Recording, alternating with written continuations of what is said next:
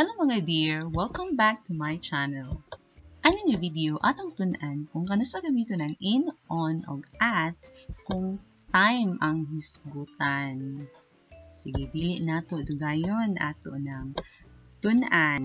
So, una, ato sang i-check kung unsa inyong nahibaw-an na daan ani. Sige, i-test sa nato ha. Unsay ang ayang gamiton ani nga mga situation in, on, or at. Unsay preposition nga bagay sa December 2019 or sa wedding day or sa noon. In, on, or at. Sige be, atong tanaw ng inyong answer kung kahibaw na bumudaan. Let's check.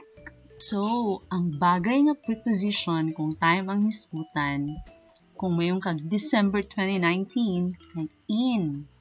Kung wedding day, on. Kung noon, at. Pero nga nung in-ani man siya. Sige, ato nang tunan. Magsugod ta ni in. Kung gamit og in, nagpasabot ana kay period or set of time. Kung mayroong tag period, set na siya. Na siya'y sinugdanan og naapod siya'y katapusan. Usa ka period. Gikan dinhi, hangtod dinhi, usa ka period. So, kasagaran, kung yun na ang imong gipasabot nga time, mo gamit og in. Parehaan ang in the 21st century. Usa ka century, a set of 100 years. Period of 100 years. Gikan sa year 1 hangtod sa year 100. In the 80s, usa ka dekada. Sulod sa 10 ka tuig. Mo nang pagdekada ang gamiton, mo nang pagdekada ang hisgutan, mayon tag in the 80s. So, gikan sa 80 hangtod sa 89, 1980 hangtod sa 1989, usa ka dekada nga 10 ka tuig.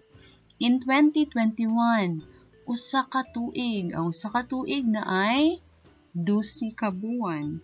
In the summer, usa ka season. Naa na siya pila ka mga adlaw or pila ka mga buwan. In October or October 2020, it's a period of 1 month. In the morning, in the afternoon, in the evening, no part of the day na siya. Composed of hours, set of hours. Pero of course, na yung mga exception para ng at night, at dawn. Set of hours, gihapon part of the day, gihapon sila, pero ang ilahang partner kay at. So, sa atong exercise kanina, na December 2019 ang time, mugamit na og in, kay ang December 2019, parehara na sa October 2020. Usa ka buwan.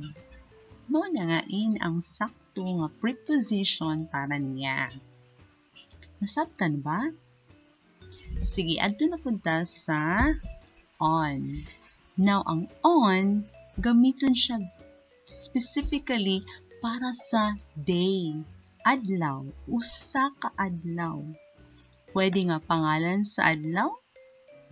On Tuesday. Pwede naman siya i-plural on Tuesdays. Pwede og part lang sa adlaw. Basta kay gipanganlan unsang adlaw. On Tuesday morning, kanang adlaw. Pero kung morning ra, afternoon ra, evening, mas general siya. Di siya specific nga usa lang gyud ka adlaw. Bisag unsa nga morning, bisag unsa nga afternoon, bisag unsa nga evening.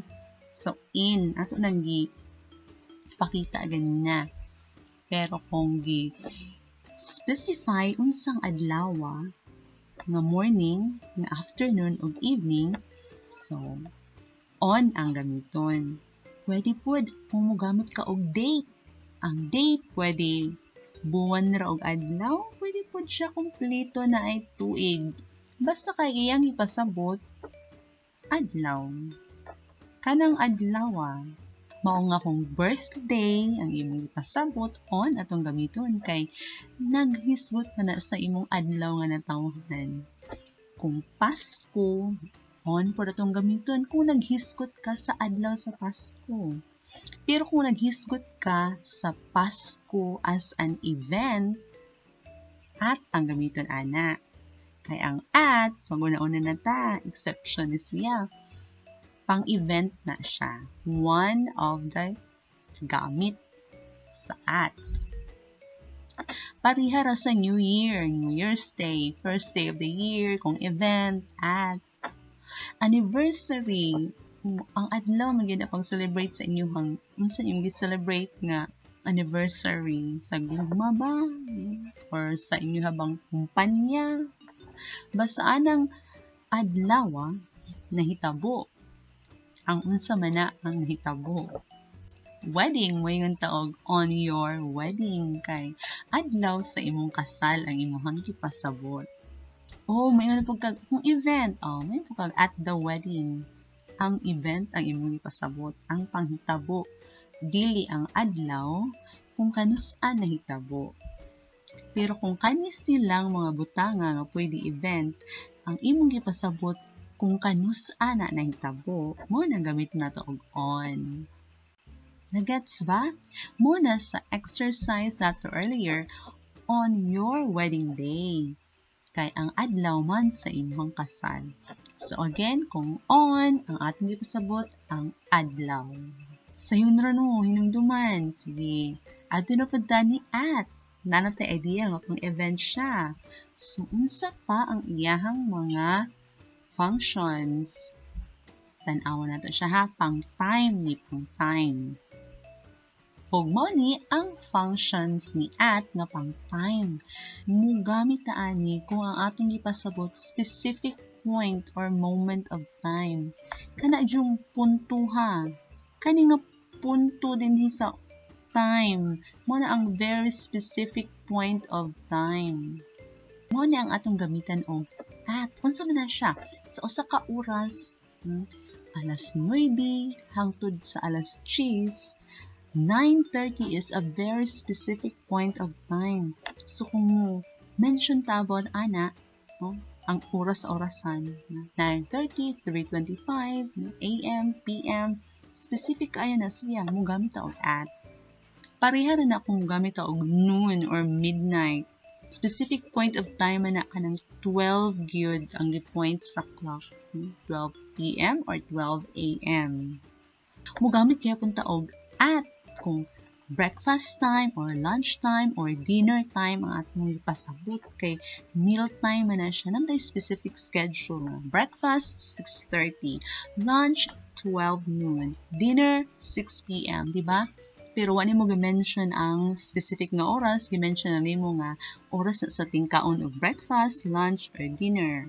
Hindi na mo time, pwede na mo i-short nga at breakfast, at lunch, at dinner. Pero imong gipasabot ang specific point of time ana. So kasagaran mo gamit og at.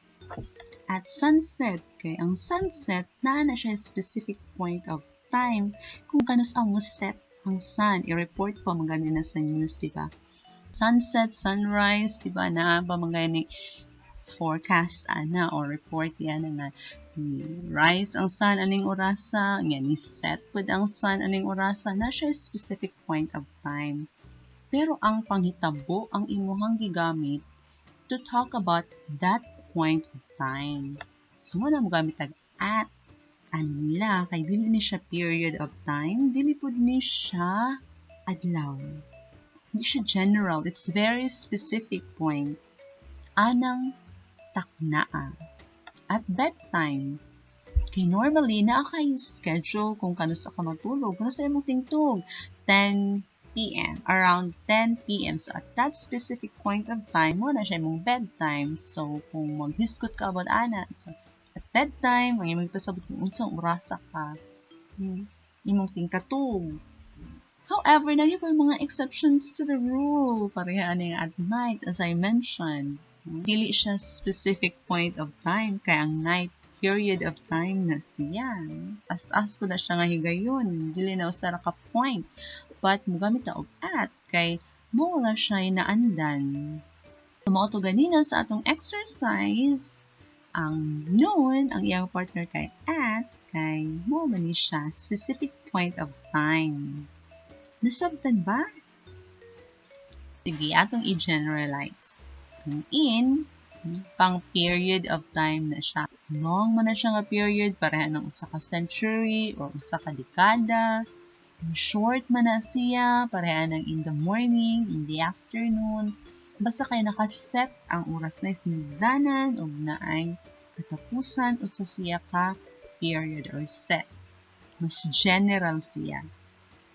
On, going to specific na siya. Di siya grupo sa mga oras or adlaw or buwan or tuig. Di siya grupo ana, but usa siya ka adlaw. Pwede siya i-represent o pangalan sa adlaw, petsa, or mga adlaw sa celebration, basta nagpasabot siya og adlaw. And more specific ang at. Kaya ang point of time na gid clock time or time kung kanus-an nahitabo ang usa ka butang. Kanang time na specific na takna. So, mo na si in, on, ug si at. Gikan sa general, padung sa specific. Dali ra man ano? Sugikan sa general, padung sa specific. Grupo sa oras, adlaw, simana, buwan, tuig. Ang on, adlaw, ang at, takna. Kantakna Dali ra no? Sige, atong i-check kung nag-gets ba gid ninyo. Gamiton lang ang in, on, o at sa sakto nga time. Number 1, blank sunrise. Number 2, ang time, 3rd week of January. Number 3, the 12th of June. Ang sa saktong gamiton ani nga mga time, in, on, or at. Sige, atong i-check kung na-perfect ba mo. So, ang sakto, at sunrise, in the 3rd week of January, and on the 12th of June. Na-perfect jud, kaysa yun ra kaayo, di ba? Ug mao siya ang mga basic na paggamit sa in, on, ug at kung time ang hisgutan. I hope na anapod mo na-learn ani nga video. Thank you so much for learning with me. Until next time, bye-bye!